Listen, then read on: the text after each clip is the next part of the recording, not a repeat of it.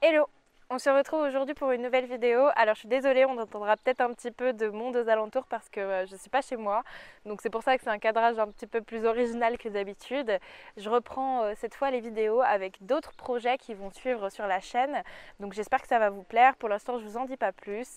J'ai pris une petite pause effectivement, tout simplement pour prendre le temps d'être un petit peu avec mon copain, d'être un petit peu avec ma famille. Et puis par rapport à ce nouveau confinement, c'est sûr que c'était pas toujours facile.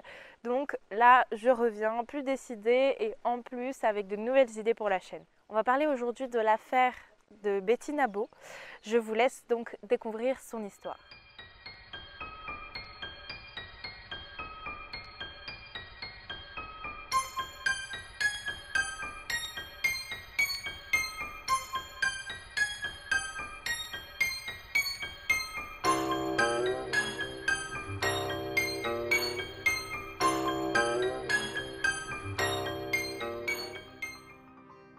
Betty Nabo, née en 1971 dans la campagne beaujolaise. Elle a une enfance pas tout à fait comme les autres et pas tout à fait facile où elle va subir des attouchements. Alors je me suis pas tellement penchée sur l'histoire de sa vie, mais voilà, je tenais également à le dire. Bettina donc fait sa vie, se marie, elle a une fille. Elle est dans une entreprise avec son collègue qui est son supérieur qui s'appelle Philippe et il prend le pari de créer une société en faisant miroiter à Bettina qu'elle sera son bras droit, qu'elle sera vraiment son second.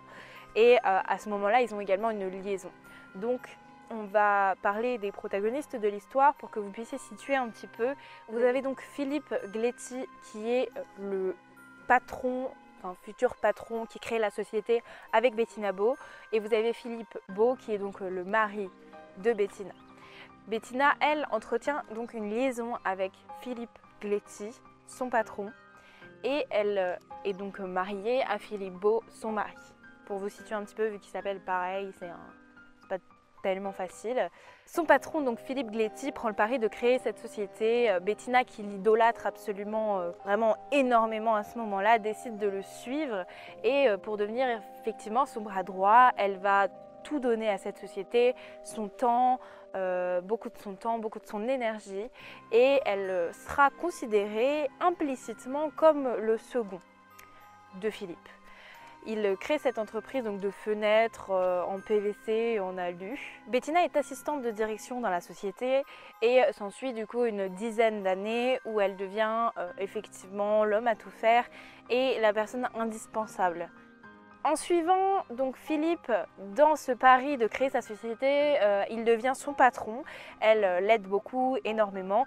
Et elle dit également à son mari qu'elle a eu une liaison avec lui, mais que c'est terminé et que là, vraiment, voilà, elle le suit parce qu'elle l'idolâtre et qu'elle sait qu'il va faire du bon travail, que ça va bien se passer, mais il n'y a plus rien entre eux. Évidemment, c'est faux. Cette liaison va durer pendant plus de 10 ans et ils vont donc construire ensemble cette société. Elle aura un salaire conséquent, effectivement.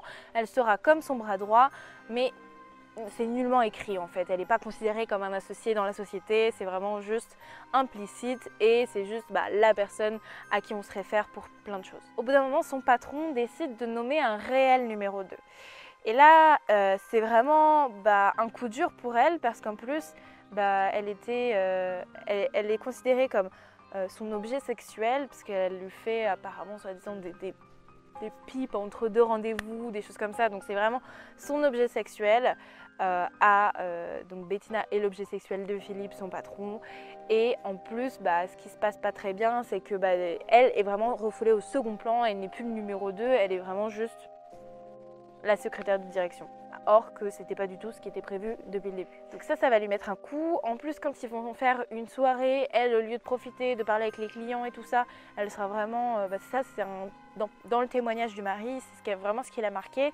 C'est qu'en fait, Bettina, au lieu d'être avec tout le monde en train de profiter de la soirée, avec son patron notamment, et de parler aux invités, de parler aux clients, elle était en train de mettre des bracelets à l'entrée de la soirée. Donc il y a ça qui se met. En plus, voilà, il y a toute une pression, tout plein de choses qui vont émaner de tout ça. Entre Philippe et Bettina, il faut savoir que leur relation entre son patron et elle, c'est vraiment une relation libre. Et apparemment, ça dépend des dires, mais apparemment avec son mari aussi, ils étaient pas fermés à ce que l'un ou l'autre aille voir ailleurs. Même si je suis pas sûre de ça, parce que quand on voit le témoignage du mari, certaines fois il dit quand même On m'a balancé à la figure qu'elle avait beaucoup plus d'amants que rien que lui. Donc du coup, voilà, je ne sais pas vraiment si avec son mari, ils avaient une relation libre. En tout cas, avec Philippe Gléty, son patron, voilà, elle savait qu'il allait voir ailleurs. Il venait d'ailleurs même de se marier. Ça faisait 2 ans qu'il était avec sa femme. Et sa femme était une ancienne maîtresse. Donc voilà, tout le monde savait que cet homme avait des conquêtes à tout va. C'était vraiment un homme qui était décrit comme quelqu'un de gentil, ouvert et tout ça. Mais par contre, une personne omnibulée par le sexe et les femmes. On arrive donc en 2012. En 2012, Bettina a 41 ans et Philippe, son patron, lui en a 48. Le 27 février 2012, Philippe Gléty passe à son bureau, mais il a aussi un rendez-vous, donc il prévient à la société qu'il va partir et revenir. Donc aux alentours de 11 h, il part à son rendez-vous. Pendant ce temps-là, il envoie également des textos à sa femme, puisque je vous l'ai dit, ça fait 2 ans qu'ils sont ensemble, ils sont encore un petit peu dans le tout beau tout rose. Il s'envoie beaucoup de textos et là, à partir d'un certain moment, à partir de 11h10, 15, sa femme n'a plus de nouvelles et plus personne ne commence à avoir de nouvelles de lui. Donc sa femme commence à s'inquiéter, elle appelle, personne ne répond, passe la journée, ils devaient manger ensemble, elle finit par manger toute seule. Bon, elle s'inquiète pas trop finalement parce que elle sait que parfois il y a les plans qui changent et en plus elle sait aussi que c'est un homme à femme, donc si ça se trouve il est parti voir une de ses conquêtes et c'est très possible qu'il soit parti là-bas et que et du coup il ne l'est pas prévenu. Je ne sais pas comment ça se passait exactement dans leur couple, je ne sais pas si c'était vraiment libertin ou pas, mais en tout cas elle savait très bien qu'il n'était pas trop capable de résister à une femme. Donc passe la journée et vers 22 h, toujours pas de nouvelles. Donc elle décide d'appeler la police en disant écoutez, je comprends pas, j'ai toujours pas de nouvelles de mon mari, il a disparu, qu'est-ce qui se passe? La police commence par lui dire écoutez madame, bon c'est un homme adulte déjà, donc pour signaler une disparition il faut vraiment qu'il y ait des choses inquiétantes. Voilà, laissons passer quelques temps. Passe encore cette seconde journée et vers 17h30, elle commence à vraiment s'inquiéter. Et là, elle rappelle la police en disant écoutez, j'ai toujours pas de nouvelles, je comprends pas, essayez de voir voilà, s'il n'y a pas d'autres nouvelles. Parce que la veille, ils avaient checké les hôpitaux et tout ça. Là, elle dit je comprends pas, il est toujours pas revenu. Du coup, la police commence par lui dire écoutez, il a quoi comme voiture? Donc là, ça tique. Il a une Audi Q7 et effectivement, dans la voiture, il y a un GPS. Donc du coup, la possibilité de savoir où est la voiture. Qu'est-ce qu'elle fait? Elle va localiser la voiture. La voiture se trouve dans un espèce de petit lieu-dit, place des artisans boulangers à La Terrasse-sur-Dorlay. C'est un petit village où ils avaient l'habitude de se retrouver avec sa femme avant quand c'était son amante pour des rendez-vous un petit peu coquins, on va dire. Donc du coup, elle sait très bien que s'il est là, c'est probablement qu'il est avec une femme. Du coup, elle décide donc de prévenir la police, de dire qu'il est là et tout ça. Donc eux se retrouvent là-bas pour aller voir s'il est bien dans sa voiture, qu'est-ce qui se passe. En même temps, elle ne s'alarme pas vraiment en se disant que du coup il lui a rien arrivé de grave, juste il est avec une autre nana. On retrouve la voiture mais personne dedans. Là, ça commence à devenir vraiment une disparition inquiétante. Du coup, les recherches commencent. La femme de Philippe met en place des recherches aux alentours, des battues et commence à voir s'il n'y a pas des choses qu'elle peut trouver à droite à gauche pour avoir des indices. La police aussi organise des battues et la police commence à se renseigner sur l'entourage en fait de Philippe, qu'est-ce qui se passe. Et elle se rend vite compte en examinant et en interrogeant les gens de sa société qu'il a couché avec presque les 3/4 de la boîte, enfin les 3/4 des filles de la boîte. Et que surtout, en fait, c'était un homme certes gentil et tout ça, mais qui a probablement une grosse histoire de jalousie. Donc du coup, ils vont chercher au niveau de cette piste déjà. Ils vont chercher des histoires de jalousie, donc ils commencent à se renseigner sur ses maîtresses, notamment ses dernières maîtresses, savoir s'il n'y en a pas d'autres qui ont pété des câbles et tout ça. Ils se penchent aussi sur la thèse de la femme qui peut être très très jalouse des maîtresses de son mari. Il y a un truc qui cloche, c'est qu'en fait, au moment où elle dit, elle dit j'ai envoyé des textos à mon mari, j'ai plus de nouvelles et tout ça. Mais le problème, c'est que sa carte SIM aurait soi-disant grillé. Donc elle a dû la changer. Du coup, ils n'ont plus accès à ses SMS. Donc la police commence à se dire, bon, c'est un peu bizarre quand même.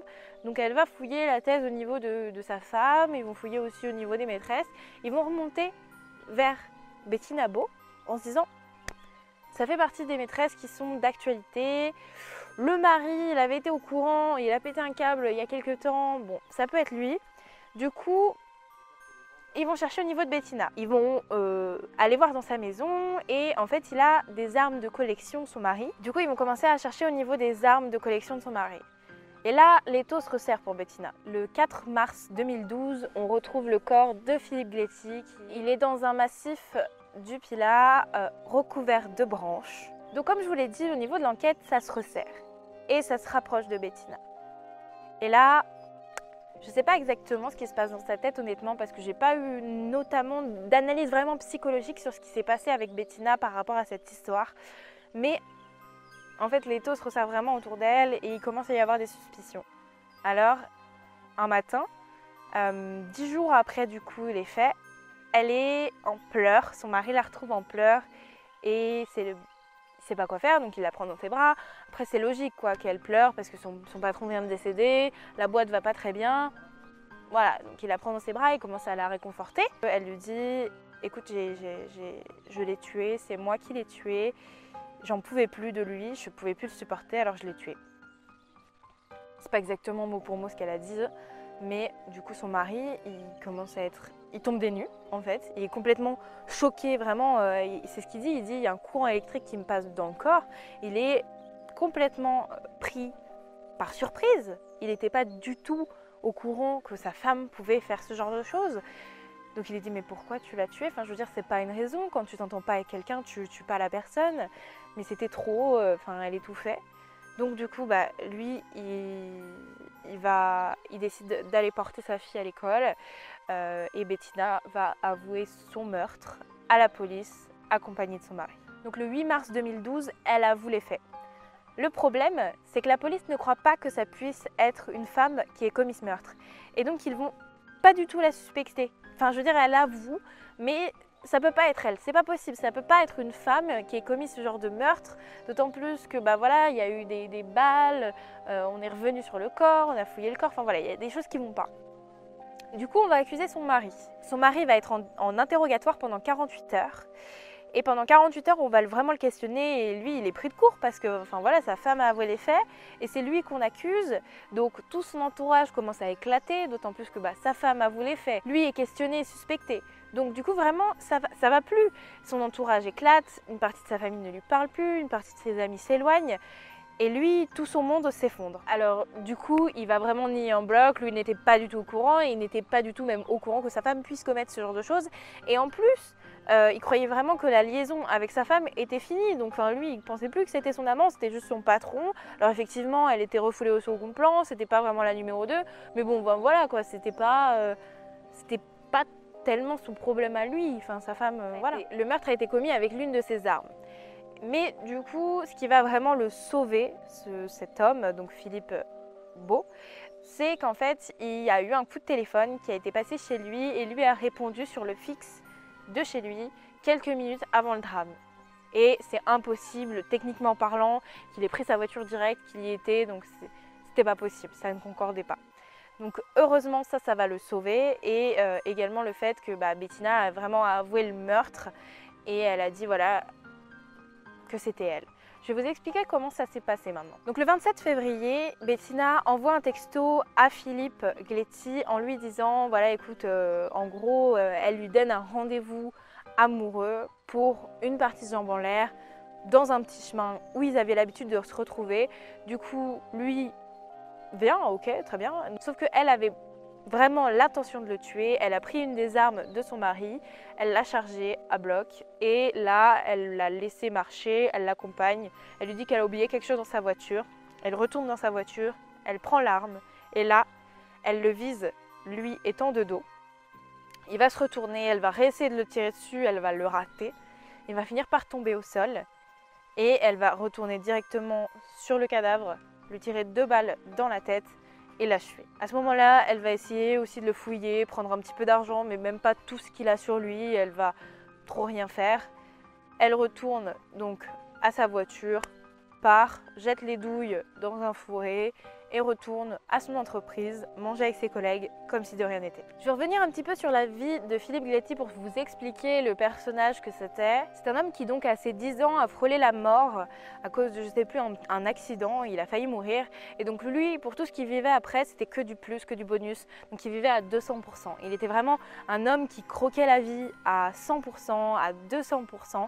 Et il était également vraiment coureur de jupons. Et il allait vraiment voir partout, il était attiré par toutes sortes de femmes et il avait énormément de conquêtes à son actif. C'est ce que tout le monde dit, que c'était quelqu'un de très gentil, quelqu'un qui s'appréciait, mais que c'était vraiment un coureur de jupons. Le procès de Betty Nabo aura lieu du 21 au 23 mai 2014.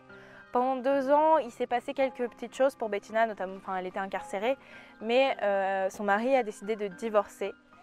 Et il l'a donc convié, c'est là où ils se sont revus pour la dernière fois avant le procès. Le procès a eu lieu à la cour d'assises de Loire à Saint-Étienne. Bettina sera condamnée à 18 ans de réclusion criminelle et elle ne fera pas appel. Elle avait déjà pris aussi 18 mois de sursis par rapport au détournement de fonds, donc je vais vous expliquer un petit peu ça, mais c'est vraiment sommaire. Hein.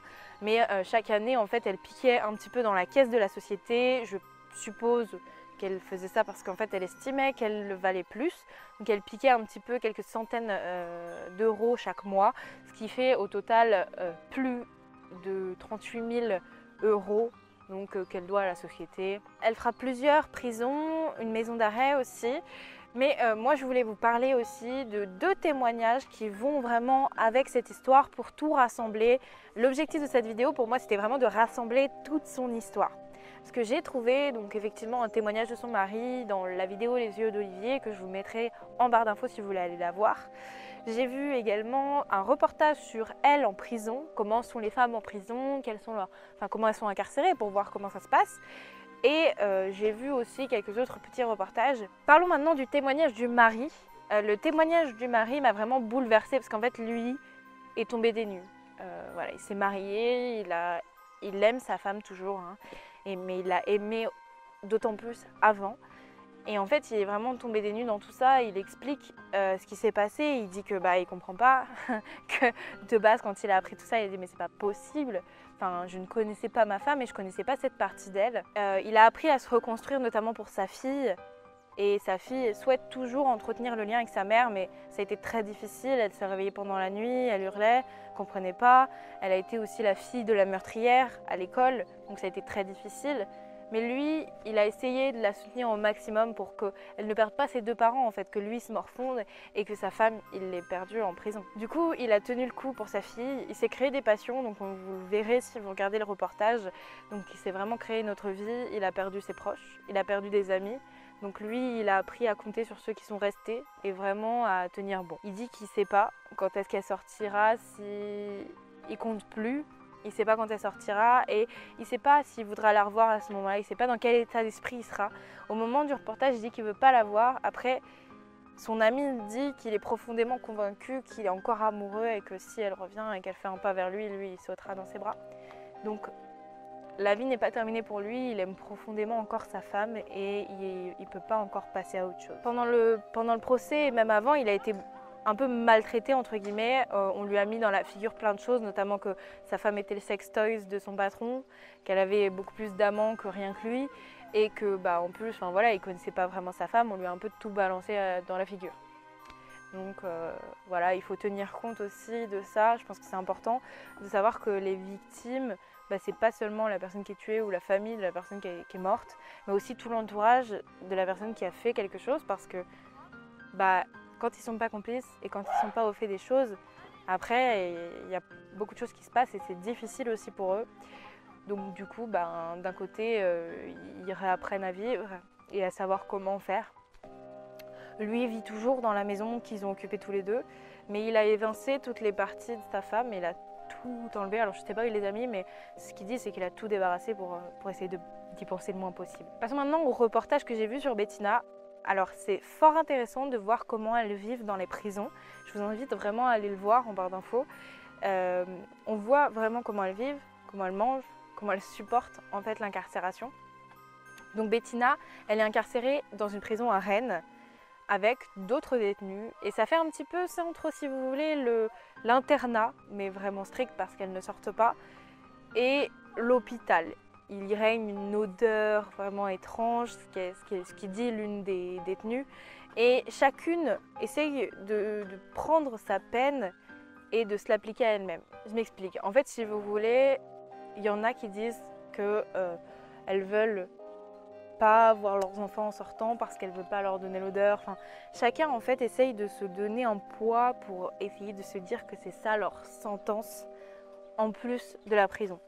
Parce qu'elles comptent les jours quand qu'elles vont sortir bien sûr, mais elles-mêmes portent un fardeau et la culpabilité de tout ça. Bettina par exemple ne se coupe pas les cheveux et justement se les tresse ou se les attache tous les jours quasiment. Et elle dit que quand elle sortira, elle coupera ses cheveux et ça sera en fait ses cheveux de prison. Ce sera comme un espèce de recueillement qu'elle va faire sur ça. Elle mettra dans un coin et elle pourra les méditer. Elle a beaucoup réfléchi, ça se voit qu'elle a vraiment fait du travail sur elle aussi parce que c'est une personne très calme. On n'aurait pas tendance à dire, bah voilà, enfin, elle ne porte pas sur elle le crime qu'elle a fait, mais elle apprend à se reconstruire et logiquement, je crois qu'elle sortira entre 2023 et 2026 si elle a une remise de peine et tout ça. Mais elle apprend à vivre avec et c'est intéressant de voir vraiment comment elle se reconstruit. Cette vidéo est maintenant terminée. J'espère qu'elle vous a plu. J'espère que comment je l'ai raconté, ça vous a plu. C'est un espèce de... C'est pas un nouveau format, mais c'est une nouvelle façon de raconter parce que je vous raconte le après aussi. Je sais pas si ça vous intéresse. En tout cas, pour la prochaine fois, et ça sera pas la semaine prochaine normalement, on va voir encore. Normalement, la semaine prochaine, vous aurez une espèce de vidéo un peu spéciale. Vous allez voir, je vous laisse la surprise. Et sinon, pour la semaine d'après, les suggestions que je peux vous faire, ça va être soit justement, donc on va traiter l'affaire de Patrice Allègre, donc le tueur en série de femmes, soit l'enlèvement Mérieux. Donc c'est une affaire d'enlèvement d'un enfant. Elle ressemble un petit peu à d'autres choses que j'ai pu traiter, mais je vous laisse la découvrir quand je la traiterai. Voilà, n'hésitez pas à choisir dans les commentaires. Je vous dis à bientôt et surtout à la semaine prochaine. Portez-vous bien. Bye!